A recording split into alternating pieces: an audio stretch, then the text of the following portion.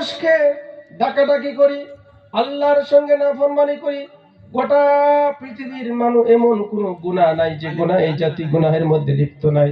এই সমস্ত অন্যায় কাজ করে আমরা আল্লাহ রাব্বুল আলামিনের সঙ্গে জুলুম করতেছি।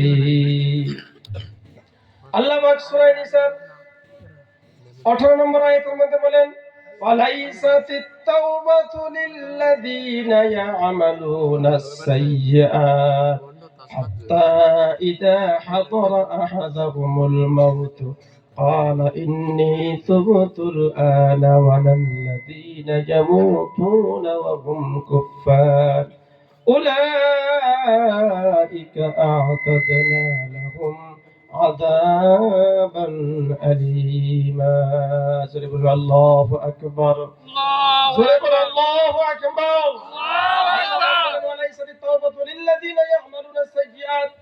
যারা এই মানুষ যারা সারা জীবন পাপের মধ্যে লিপ্ত থাকে, সারা মানুষ যখন তার হায়াতে তৈয়বার মধ্যে তার পুরা জিন্দেগিটাই যখন পাপের মধ্যে লিপ্ত থাকে, হাত্তা ইযা হাদারা আহাদাহুমুল মাউত, আর যখন মউত করিব হয়ে যায় তারা বলে ক্বালা ইন্নী তুবতুল আন, আমি এখন তওবা করেছি।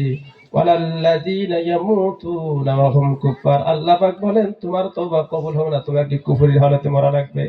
কেন মরা লাগবে? তুমি আল্লাহর সঙ্গে জুলুম করেছো, আল্লাহর নাফরমানি করেছো, আল্লাহর হুকুম অমান্য করেছো। এইগুলি কাজ করার কারণে তোমাকে কুফরির হালতে মরা লাগবে।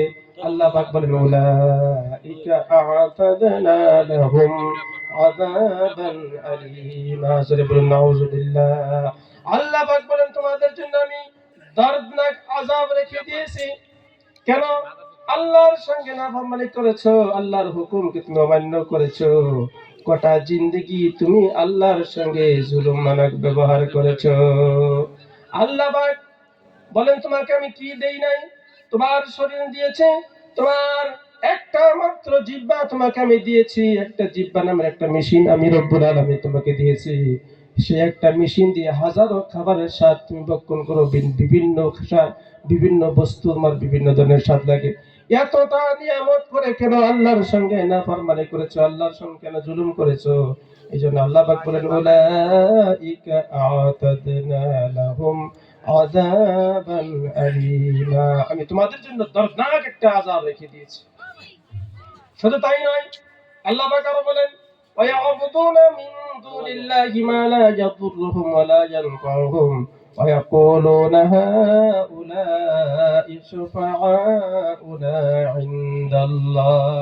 আল্লাহ পাক বলেন ও পৃথিবীর মানব জাতি, ওয়ায়াবুদুনা মিন দুনিল্লাহি মা লা ইয়াদুররুহুম ওয়া লা ইয়ানফাউহুম, তোমরা আল্লাহকে বাদ দিয়ে অন্য যাদেরকে ডাকাডাকি করো, মা লা ইয়াদুররুহুম ওয়া লা ইয়ানফাউহুম, তারা তোমাদের কোনো ভালো করতে পারবে না, তোমাদের ক্ষতিও করতে পারবে না।